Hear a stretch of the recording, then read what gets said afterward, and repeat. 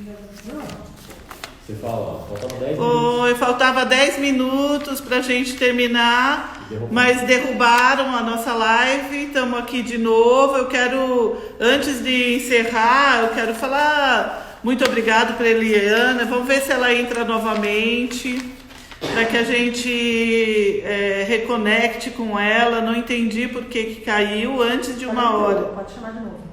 Ela entrou. Eliane, você entrou, né? Deixa eu ver aqui. Pronto.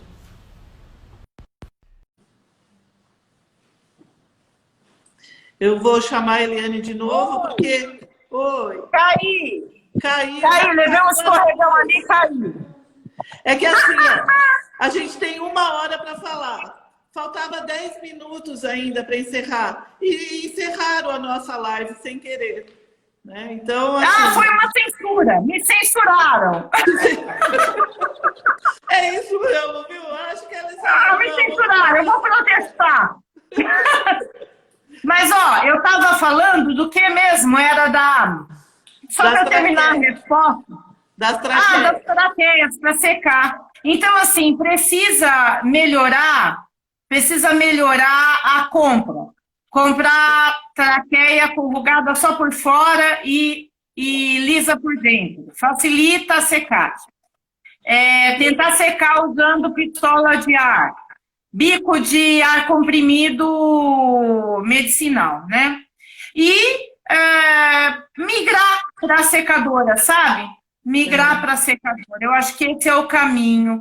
Facilita a vida. E se você tiver a termodesinfectadora, o circuito sai seco ou praticamente seco da termodesinfectadora.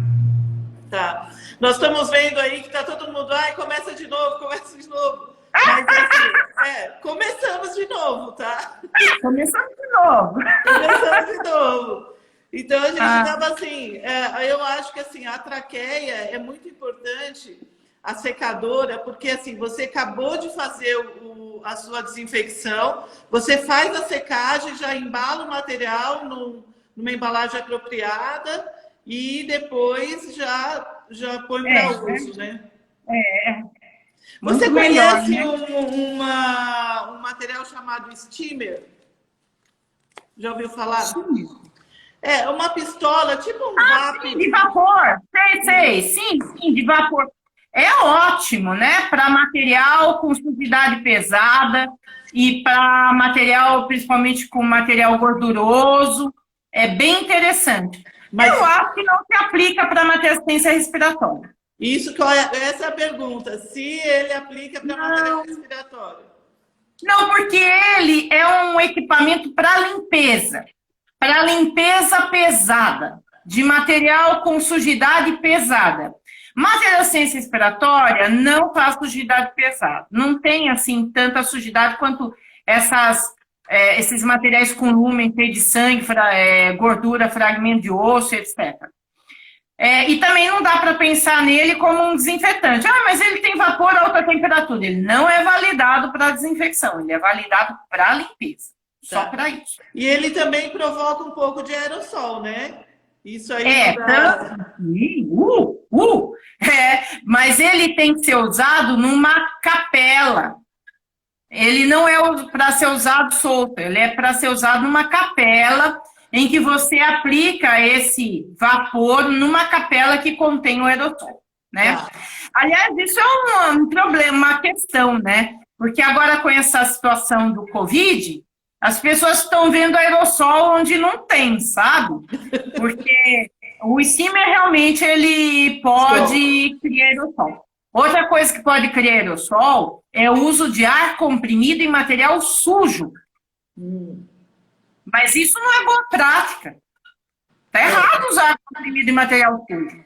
Você vai usar o ar comprimido em material já lavado para secar, não é verdade? E a pistola de água? Pistola de água no expurgo para lavar o material? Não, aí ele gera respingo. Não gera aerossol. Gera respingo. Né? Então, assim, tem muitas coisas que a gente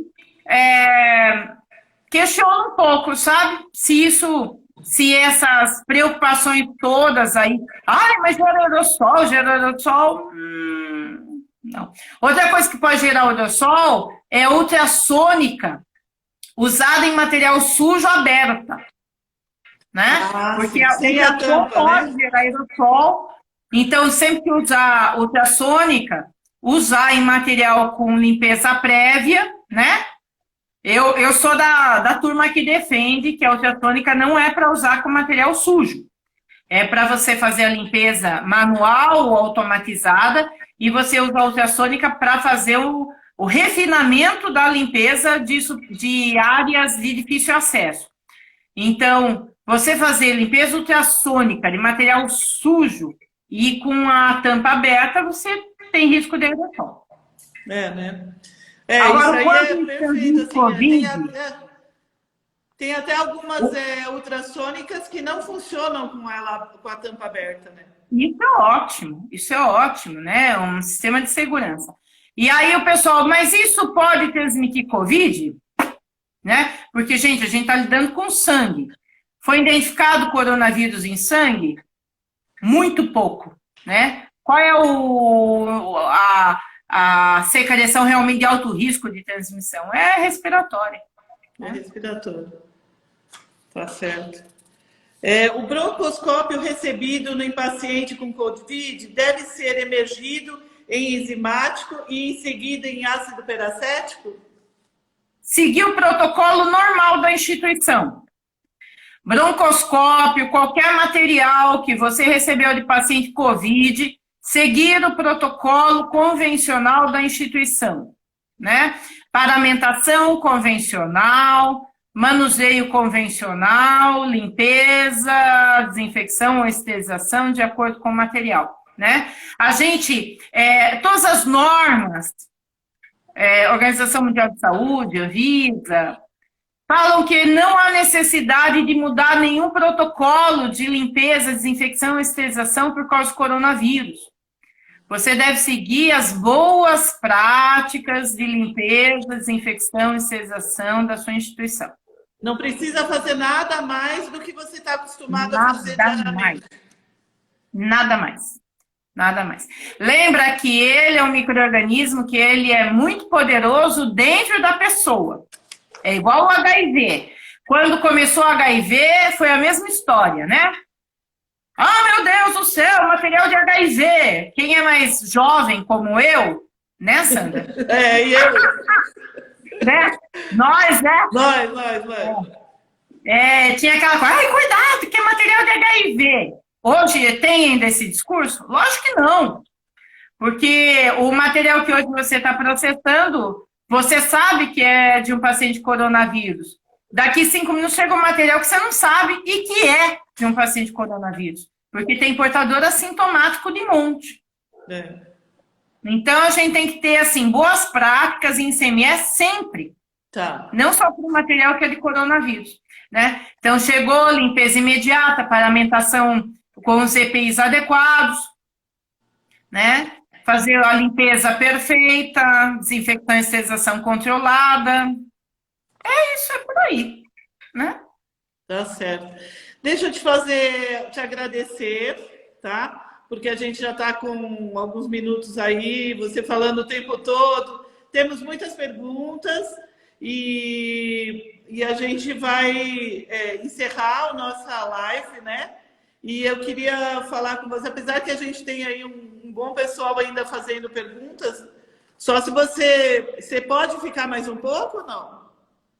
Posso, tá gostoso, não tem problema não, faz umas 3 aí. Então tá bom. A gente vai fazer então mais uma pergunta para você sobre o que fazer... Não, peraí. Eles estão falando de novo do cabo de laringo, sabe? Sei. É um grande desafio. Qual a embalagem correta para o material de desinfecção? Olha, o princípio da desinfecção é que você tem que eliminar os micro-organismos do paciente que usou esse material anteriormente. tá? Não é tanto o risco de contaminação posterior, contaminação ambiental. Então, a embalagem, ela não precisa ter necessariamente barreira microbiana, é diferente da embalagem de material estéril. O que você tem que ter? Uma embalagem limpa, com um padrão de desinfecção dessa embalagem. Por isso que é permitido, por exemplo, você usar como transporte, por exemplo, de endoscópio, Tupperware, aquelas caixas plásticas, caixas plásticas para transportar, não é verdade? Sim. E outra opção são embalagens plásticas com padrão de limpeza semelhante ao de alimentação.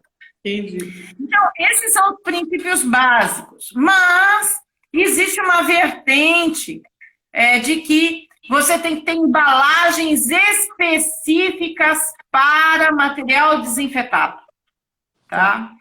E que tem que ser embalagem que seja para produtos para a saúde, né? É um avanço. Talvez a gente caminhe para isso em algum momento, de uma forma aí mais promissora. Tá. Mas eu quero destacar que, assim, o princípio geral é esse. Você pode usar caixas plásticas para condicionar o seu circuito, desde que elas sejam lavadas e desinfetadas a cada uso e lacradas, assim como você acondiciona endoscópio. Você pode usar embalagens plásticas nesse padrão e você pode usar as embalagens próprias para produtos para a saúde, que é essa tendência mais atual, né? Tá. O que você não pode usar? Você não pode usar papel grau cirúrgico. Você não pode usar SMS. Por quê? Pode confundir com material estéril. Ah, verdade. Não pode usar. Excelente Você pode usar colocação, campo. Juliane. Por exemplo, no nosso hospital, a gente usa uns sacos de campo de tecido. Campo de embalagem, só que em formato de saco. Não tem como confundir com material estéril. Ele está num saco, amarrado. Né? Então, visualmente é muito diferente. Pode usar campo? Pode, desde que visualmente não confunda com material estéril. Esse é o problema de você usar grau cirúrgico e usar SMS para embalar material desinfetado. Tá. Tem uma pergunta aí, ó. Secar traqueia com ar comprimido gera aerossóis? Concorda comigo que essa traqueia já está lavada e desinfetada? Então não tem risco. Certo. Não tem risco. Você está fazendo, eventualmente, algum aerossol de partícula de água limpa. Mas não é um risco. Vamos supor que a pessoa não lavou direito, né? Entre aspas.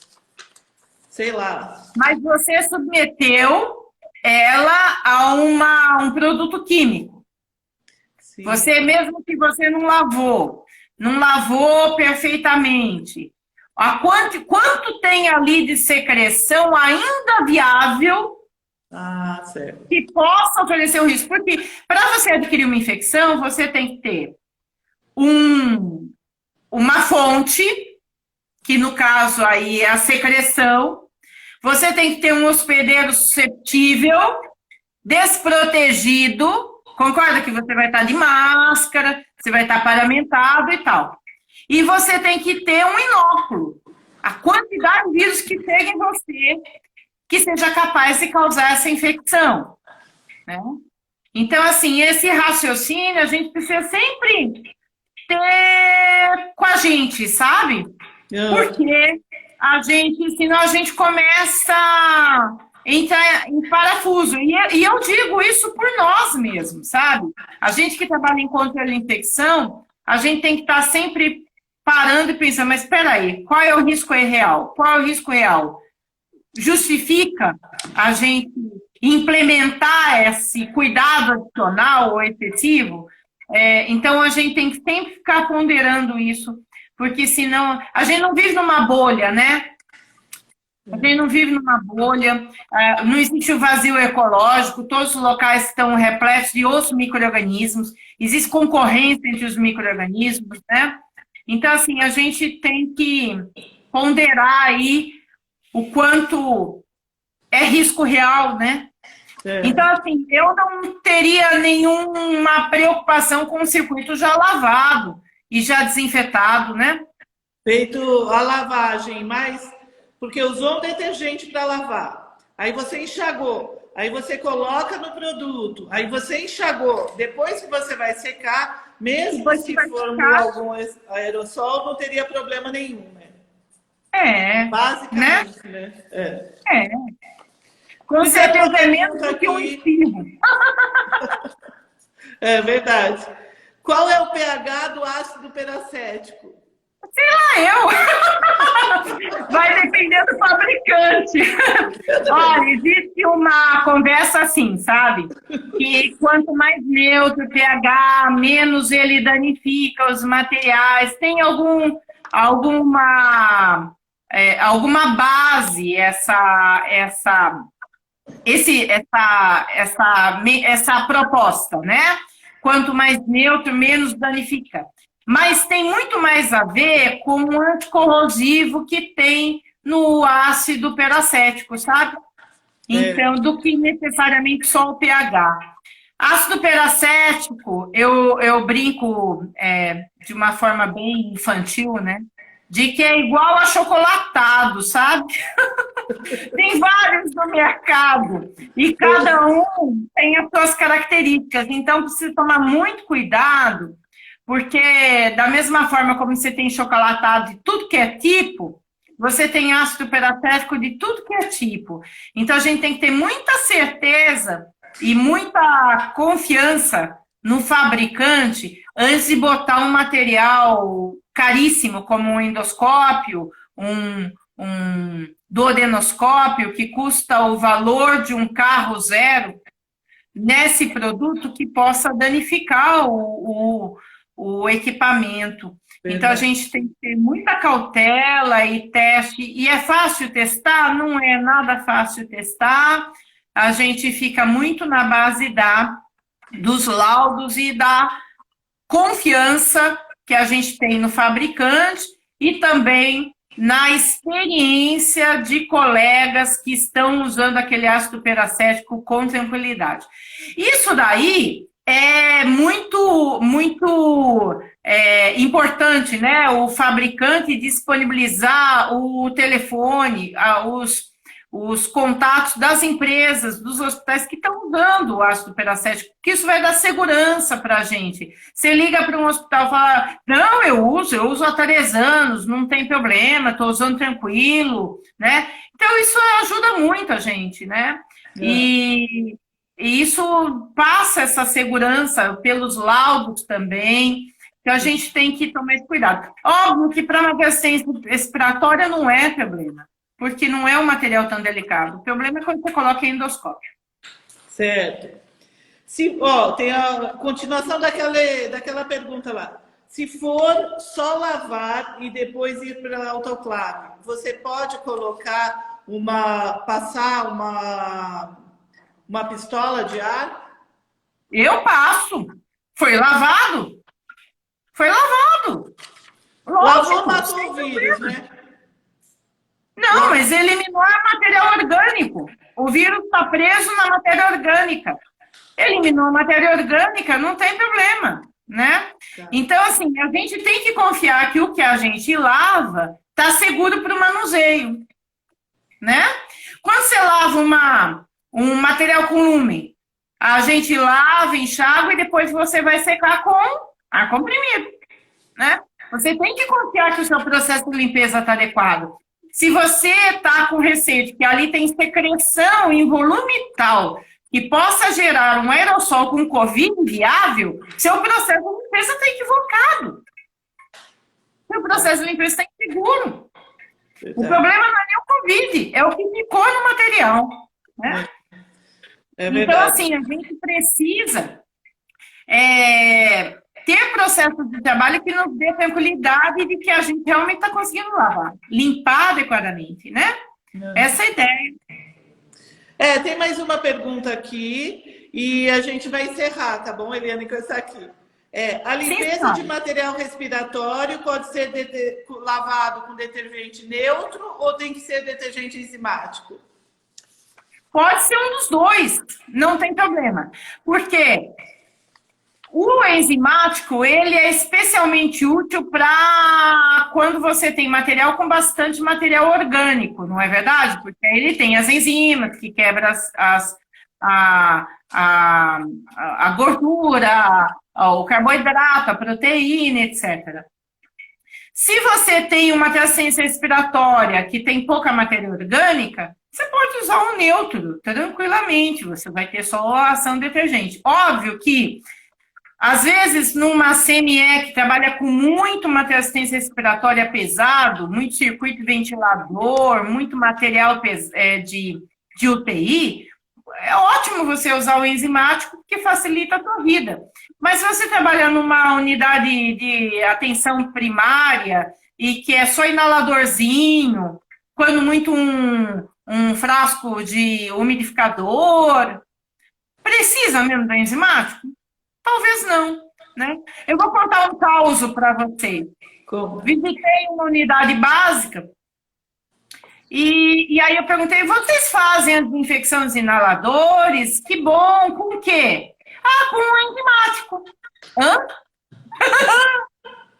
A desinfecção. Não, vocês lavam com enzimático e depois põem algum produto. Não, a gente lava aqui na pia, depois põe no enzimático, enxágua e usa no paciente. Então, assim, eu fico tão preocupada com isso, porque às vezes a instituição tem produtos excelentes, mas usados de forma equivocada, né? Então, mesma coisa na termodesinfecção. Você tem uma termodesinfectadora, maravilha, mas não tem um carregamento adequado. Não tem uma manutenção preventiva e qualificação periódica. Duro, né? É difícil, Então, porque a gente tem que fazer com protocolos e saber o que usar em cada produto químico, né? Como eu vou te dar um outro exemplo de uma situação que eu vivi. Fui fazer uma visita num setor de um hospital onde eu trabalhava, tá? Eu conto os milagres, não conto santo. Aí tá lá a data de troca da solução. Era uma solução de 14 dias. Aí eu falei, uai, mas tá com mais de 14 dias. Chamei a funcionária. Fulana, por que tá marcando 15 dias essa solução de 14? Ai, chefe, é porque facilita, assim fica 2 por mês. Entendeu? Eles mandam colocar 14 e ela fez 15. Facilita, chefe. Fica 2 por mês, fica dia certinho, dia 1 e dia 15. Então assim, a instituição às vezes dá um produto bom e é mal usado, né? Então a gente precisa tomar um pouco de cuidado com relação a isso. Por exemplo, é comum, né? Você ter desinfetantes bons na instituição, o pessoal não mergulha direito, deixa tudo boiando, né? Ou não testa diariamente a solução. Isso, com as fitas. Às vezes é caro, a instituição paga cara essa solução e eles usam... Mergulhar tudo molhado, mergulhar o material molhado. Vai diluindo cada vez mais. Não mantém tampado. É verdade. Né? Deixa embaixo de uma janela cheia de sol. Para secar, né? Quem tem mais de 10 anos da enfermagem já viu tudo isso acontecendo, não é não? Já. Aí você quer morrer de catapora infectada, né? Então, verdade. é duro. Então, assim, precisa ter olhar bem para os processos de trabalho, muito mais do que se o produto é A, o produto é B, se eu esterilizo, se eu desinfeto, olhar os processos de trabalho que sejam seguros, né? Eliane, muito obrigada. Olha, Eu amei falar com você hoje. E delícia, assim, foi muito produtivo. Acho que as perguntas foram bastante... elas foram bem proporcionando para a gente um bate-papo bem bacana. E teve algumas perguntas que também foram muito rápidas. A gente vai passando para você depois, que não é de material respiratório. Então, a gente vai, talvez, para o futuro, fazer uma outra live, né? Sem ser de material respiratório, tá bom? Muito obrigada. Eu que Nós agradeço. agradecemos aqui o pessoal todo da CISPAC, tá? A gente agradece você de coração pela live que você fez com a gente aqui. Tá? Eu que agradeço a oportunidade. É muito bom te rever, Sandra. A gente se conhece, sei lá, acho que há uns 22 anos, né? Desde a época que nós duas trabalhávamos no Sírio-Libanês. É verdade. Então, assim, é muito bom te rever. Você é uma profissional de alto gabarito. E eu fico muito feliz de ter esse contato com você agora na CISPAC. E agradeço a oportunidade que a empresa está dando a gente discutir esse tema. A gente se coloca à disposição. Eu agradeço o pessoal que está aqui investindo seu tempo de descanso em se reciclar. Respeito demais isso é louvável. E eu quero agradecer a todos vocês que prestigiaram. E me coloco à disposição para responder as dúvidas. Pode me passar as perguntas que não deu tempo de responder. Se eu puder responder, eu respondo com o maior prazer, tá? Muito bom. É muito bom te ouvir sempre. A gente ficaria aí 2, 3 horas só te ouvindo, viu? A gente ficaria um tempão. Mas deixa eu só dar um anúncio que a semana que vem, no dia 7, nós vamos ter retorno ao atendimento na odontologia pós-Covid, tá? Com o professor Fábio de Souza. Então, quem quiser assistir a nossa próxima live, que vai ser no dia 7, então é o professor Fábio de Souza, retorno ao atendimento odontológico pós-Covid. Tá bom? Muito bom. Muito obrigada, Eliana, mais uma vez. Você, assim, é fantástica, uma profissional, assim, que eu admiro. Sigo o teu exemplo em tudo. Então, assim, muito obrigado por tudo e obrigado ao pessoal que ficou aí com a gente até agora. Tá bom? Beijo para vocês. Beijos virtuais. Tchau, tchau. Tchau. Tchau, coraçãozinho. Tchau, tchau. Tchau.